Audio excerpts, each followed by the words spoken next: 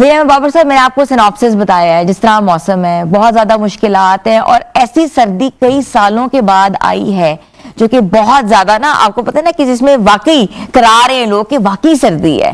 तो बारिश होने का कोई इम्कान है?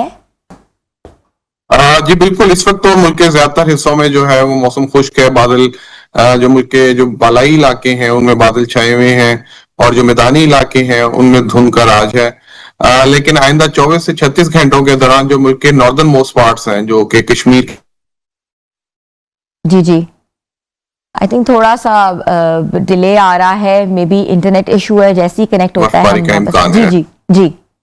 और उसके बाद 2 दिन बाद, 2 या 3 दिन के बाद फिर एक और वेस्टर्ली वेदर सिस्टम जो है वो अप्रोच करेगा, जो कि इसकी निस्बत ज्यादा स्ट्रांग है। और उसके बाद वाइड स्प्रेड रेनफॉल जो है वो एक्सपेक्टेड है मुल्क के मैदानी इलाकों में, और इसी तरह स्नोफॉल एक्सपेक्टेड है मुल्क के पहाड़ी इलाकों में।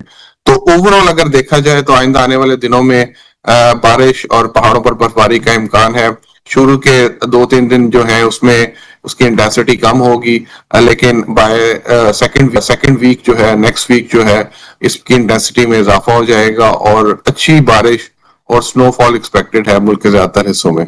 अच्छा ज़हीर अहमद बाबर साहब, आपने कहा कि रेनफॉल एक्सपेक्टेड है, कौन सी डेट्स के अंदर जो हम एक्सपेक्ट कर रहे हैं या कौन से वीक में हम एक्सपेक्ट कर रहे हैं कि बारिशें जो हैं वो मुमकिन हो सकेंगी? एक तो ये है कि आज से कुछ चांसेस हैं मुल्क के बालाई पहाड़ी इलाकों में, इसमें कश्मीर के बालाई पहाड़ी इलाके हैं, खैबर पख्तूनख्वा के हैं, गिलगित बल्तिस्तान के हैं और बलोचिस्तान के कुछ इलाकों में ज़ियारत है, ज़ोब है, इन इलाकों में लाइट रेनफॉल एक्सपेक्टेड है।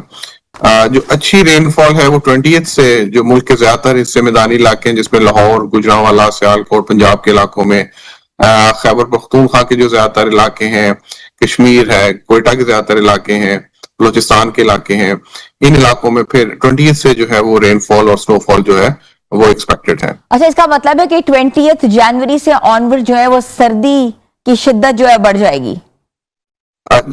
सर्दी की शिद्दत तो इस वक्त भी ज्यादा बढ़ी हुई है, क्योंकि जो पंजाब के मैदानी इलाके हैं, सिंध के मैदानी इलाके हैं, इनमें फॉग है। तो मिनिमम और मैक्सिमम टेम्परेचर्स के दरमियान जो फर्क है वो काफी कम हुआ हुआ है, जिसकी वजह से फील लाइक टेम्परेचर्स है, जो सर्दी की शिद्दत है वो काफी इजाफा हुआ हुआ है।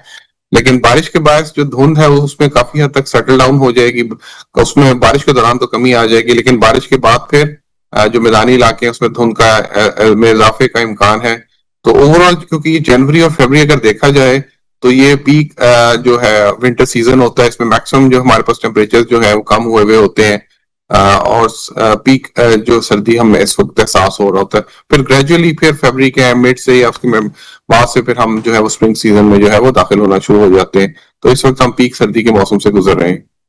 अच्छा ज़हीर बाबर साहब, एक बहुत एक इम्पॉर्टेंट इशू है जो कि मैं एड्रेस करना चाह रही हूँ, कराची, जो कि कभी सुना ही नहीं था, जहाँ धुंध जो है वो एक्सपेक्ट की जा रही है, मगर अभी इतलात आई है कि वहाँ भी धुंध के बादल जो हैं वो नज़र आ रहे हैं और लोगों को ये कहा जा रहा है कि आराम से चलाएं गाड़ियाँ, क्योंकि ऑब्वियसली कराची की ट्रैफिक में, कराची के इंफ्रास्ट्रक्चर में और लाहौर और बाकी इलाकों में बहुत फ़र्क है। जी बिल्कुल, धुंध जो है वो भी जो हमारे कोस्टल बेल्ट है उसके अंदर भी हम ऑब्जर्व करते हैं, खासतौर पे अर्ली मॉर्निंग के अंदर एडवेक्शन फॉग जिसे कहते हैं टेक्नोलॉजी के टर्म में, तो वो एक्सपीरियंस की जाती है विंटर के अंदर। और इसी तरह जो मुल्क के मैदानी इलाके हैं इनके अंदर भी फॉग जो है वो विंटर के अंदर जो है वो प्रिवेलिंग फिनोमिना है। तो जब भी आप ट्रैफिक के लिए मूव कर रहे हो, जैसे हम ट्रैफिक का जिक्र किया है, तो उसमें जरूर अपने आप को, सेफ्टी को जो है वो मद्देनजर रखें। और खासतौर पर जब पीक फॉग पीरियड्स हैं, जो कि अर्ली मॉर्निंग है, लेट नाइट्स हैं, उसके अंदर पीक फॉग पीरियड्स होते हैं, तो उसमें जरूर एहतियात बरतें और हत्तल-वसा कोशिश ये करें कि गैर जरूरी सफर से जो है वो ट्रैवलिंग से गुरेज जो है करें, वो बिल्कुल गुरेज है। करें। अच्छा, कभी कराची में भी इस तरह फॉग कभी पहले हुई है? क्योंकि like since my childhood I never experienced कोई ऐसी चीज सामने आ रही है जो कि अब आई है।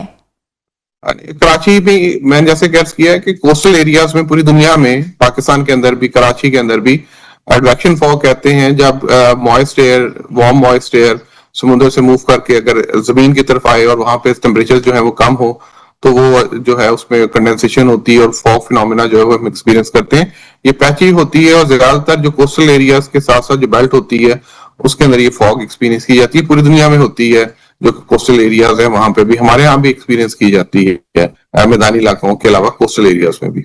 ठीक है। अच्छा, थोड़ा सा मुझे ये भी अपडेट बताएं कि शदीद धुंध के बायस जो है वो फिजाई सफर जो है वो भी बहुत प्रॉब्लम कर रहा है, और आपको लगता है कि ये जो सफर है जो बाय प्लेन हो रहा है या बाय ट्रेन हो रहा है ये कंटिन्यू रहना चाहिए, या फ्लाइट्स को डाइवर्ट जो किया जा रहा है और डाइवर्ट करने की वजह से भी लोगों को बहुत माली नुकसान भी हो रहा है?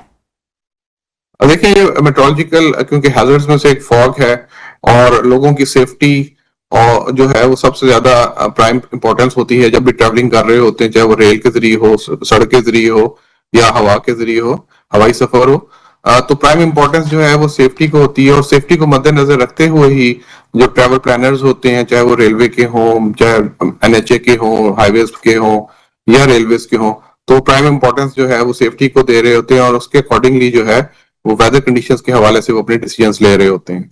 ठीक है। अजीर बाबर साहब, ये बताइएगा कि जीरो विजिबिलिटी किस चीज को कहते हैं? कब लगता है कि बिल्कुल जीरो विजिबिलिटी है?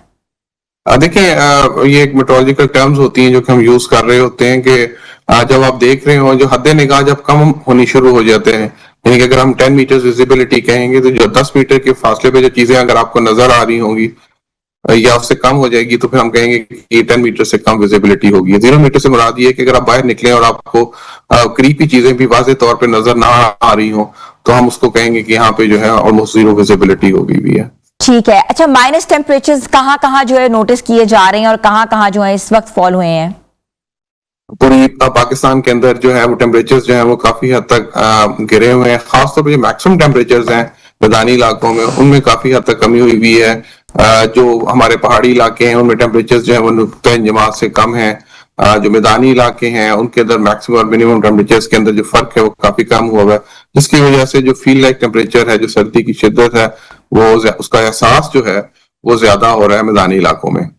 अच्छा, ये भी एक नोशन दिया जा रहा था कि जो सर्दी है, जो लहर जो इस बार सर्दी की आई है, ये काफी सालों के बाद जो ऐसी सर्दी देखी गई है। क्या लगता है आपको काफी सालों के बाद? हमें तो लगता है कि हर साल ही हम फॉग देखते हैं, हर साल ही हम स्मॉग देखते हैं, हर साल ही हम टोरेंशियल रेन्स देख रहे हैं। बिल्कुल ऐसे ही है कि वो हर साल जो है वो टेम्परेचर जो है इसी तरह की है। अभी अगर हम स्टेटिस्टिकली देखें जो टेम्परेचर्स हैं वो जिस तरह की हमारे यहाँ यूजुअल विंटर्स होती हैं उसी के वेरिएशन के अंदर हम टेम्परेचर जो है वो एक्सपीरियंस कर रहे हैं। तो आज तक कोई ड्रास्टिक चेंज जो है वो टेम्परेचर्स के अंदर जो है वो देखने को नहीं मिला। अच्छा, ये भी बताइएगा कि पाकिस्तान जो है शदीद मुतासिर हुआ है क्लाइमेट चेंजेस के हवाले से, तो आगे आने वाले सालों में आपको लगता है कि अगर हम मौसम सरमा की बात करें तो या मौसम गर्मा की बात करें तो ये ज्यादा जो है वर्स होते जाएंगे? जी बिल्कुल, जो क्लाइमेट कंडीशंस हैं, जो क्लाइमेट मॉडल्स हैं, वो आइंदा आने वाले सालों में कुछ इसी तरह के प्रिडिक्ट कर रहे हैं कि जो एक्सट्रीम्स हैं, वेदर एक्सट्रीम्स, चाहे वो रेनफॉल की सूरत में हो, टेम्परेचर्स की सूरत में हो, फ्लडिंग की सूरत में हो, हीट वेव्स की सूरत में हो, ये तमाम के तमाम जो है हम न्यू एक्सट्रीम्स की तरफ जो है वो आइंदा आने वाले सालों में चले जाएंगे, और ये एक तरह का न्यू नॉर्मल हुआ करेगा। तो हमें ये एक्सपेक्ट करना चाहिए कि आइंदा आने वाले सालों में चाहे वो एक्सट्रीम रेनफॉल्स की सूरत में हो, एक्सट्रीम स्नोफॉल की सूरत में हो, हीट वेव्स हो, तो उनकी ना सिर्फ उनकी फ्रीक्वेंसी में इजाफा होगा, उनकी ड्यूरेशन में इजाफा होगा, और जो एरियाज जो उनके अंडर इन्फ्लुएंस आएंगे उन एरियाज में इजाफा होगा।